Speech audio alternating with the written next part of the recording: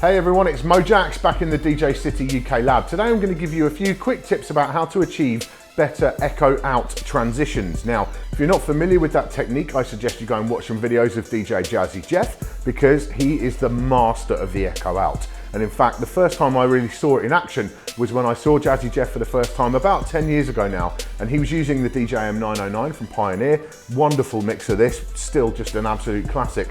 And the way he was doing it, I couldn't work it out because it was like he wasn't touching anything extra to do it. And because I hadn't really used the 909 at the time, I didn't understand. There's actually, as well as the regular echo on here, there is a ducking echo, which basically kicks in as soon as you drop the fader. So you don't have to touch anything else, and it works on the crossfader as well. Just drops straight out. Really, really great feature. In many ways, this mixer has never been bettered in a lot of respects. It's really, really cool. Now, the key to getting a really good echo out transition is high pass. That's the two words you need to remember, and that's not a 420 reference. We're talking about a high pass echo. So the echo itself doesn't let the bass through, it's just the mid and the top end that come through, and that means you get a much smoother sound. So this is a full range echo, and you can hear everything is coming through. And on the 909, you can go in, you can adjust and just set it so we're just doing the mid and the high there. It just gives you a much kind of smoother sound. So if you're coming into another track, you're using it to mix in. So I've got another track ready there. There's no clashing of the bass lines, the kick drums or anything like that. You just get that really smooth, really clean sound. Now, some hardware, other hardware that's on the market now will allow you to do that. For example, the Range 62, the Range 64, those have high pass echo options built into their hardware effects, as does the Pioneer DJM 2000 and the Pioneer effects units, you know, the EFX and RMX 1000 and so on. They have options to just affect certain frequencies of the music, but not all hardware does that. So for example, the DJM 700, the regular kind of 4-channel DJM mixers don't have that. I'm just going to go back to that loop again. And so on there, the way to achieve the high pass echo is it's one extra step, but it's perfectly achievable. You basically set your echo up, get it ready to go. I'm set on the right BPM, I'm doing a 1-to-1 echo. Just basically drop the bass EQ, and then you're just going to get the mid and the top coming through on the echo. And it does, yeah, you've got to think a little bit further ahead than if you've got a high pass echo available, but it's perfectly usable. On the more recent Pioneer mixers, like the 900 Nexus, for example, the way they've routed the music to the effects unit works slightly differently. It's kind of sampling ahead of time, which means if you actually turn on the effect and you just drop that bass, you're going to catch a little bit of the audio from before you turn the bass down, and you get kind of a clunky echo out with that. And that applies to the DJM 750, the 850 and stuff as well. So the key to getting a really smooth echo out with those is assign your effects to the crossfader, crossfader A or crossfader B in this case. And what I'm going to do is just take this channel and flick it to through. So that's now not sending any audio to the effects unit. I'm going to turn on the effects, ready. I've got my beats all set up, ready to go and so on. And then to actually activate the effect, I'm going to drop the EQ and change the crossfader assignment instead of turning it on. So rather than doing this, I'm doing this over here, and that will make sure on those recent models you'll get just the mid and top frequencies being sent through to the effects unit. That's also a good way of capturing just a certain part of the track as well. You have to get your timing a bit down. You'll need to practice it, but if you want to actually get your timing down, you can kind of just catch one specific sound. So I want to catch just that snare. Let's see if this works. See, it's just caught the snare that time. You can just about, you've got to practice that one. It is a bit tricky, but that's how to do it on the Pioneer mixers. You know, they're obviously, as I say, the Rain mixers got that high pass in there, really smooth. Let's move on and talk about the software echo now.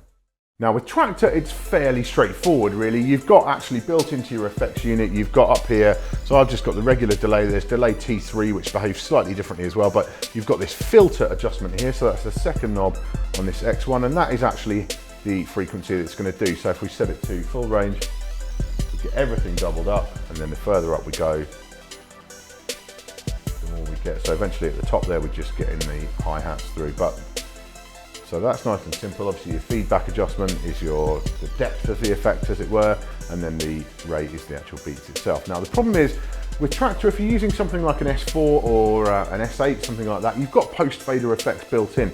for using Traktor's internal mixing. What you haven't got then is if you're just running, say, Traktor as a DVS into a regular mixer, there's no actual echo out effect like there is in Serato DJ or Scratch Live. So what you've got to do, there is a hold button you can put on and it kind of just locks it in. But the problem is that takes a very long time to decay, probably too long for smooth mixing, so you're going to have to bring it down manually again yourself or whatever. That is doable, certainly. But the other trick then to do is, of course, just go back old school with it and actually just stop the deck. This is what you had to do in the days before post-fader effects. So you've got your echo going, and all I'll do is just stop the deck. And then it's going to go through that way. So that is a workaround with any kind of software or hardware. If you don't have post-fader effects, all you do, just stop the deck, and that will then go out from there, nice and simple. So Traktor's pretty straightforward. Now in Serato DJ, you have the actual echo out effect. It's part of the Wolfpack add-on, but that is a free add-on for Serato DJ. It's a lot like the echo out in Serato Scratch Live that came before. So basically set that to echo out in your parameters, in one of your group effects there, turn it on. And it's not quite perfect. There is a bit of distortion there still in the latest versions. And to be honest, you can't get that high pass effect. Again, you're going to have to be dealing with doing your bass drop for that itself. So I actually much prefer, in a lot of respects, there is the combo fade echo, but that again doesn't quite work for me. So actually what I prefer to do is throw it into the single effects mode and use the echo in there. And this will work if you've got a post fader effect. So if you're using a controller or if you're using a mixer with the post fader effects and so on, this will then work for you really nicely. And if you've got that option, I really suggest you go for it. These are my settings that I have. So I have the depth to about 50%, the feedback to about 70%, and the important thing there, the high pass cutoff. Set that to about 10, 11 o'clock on that dial, and then you'll find you've got that lovely, smooth, high pass echo effect every time. And that'll work really well on something like this Akai, AMX, where you've got post fader effects. Just sounds really, really good. If you haven't got those post fader, again, you have got the option, of course, of just as before, just stop the deck and off you go.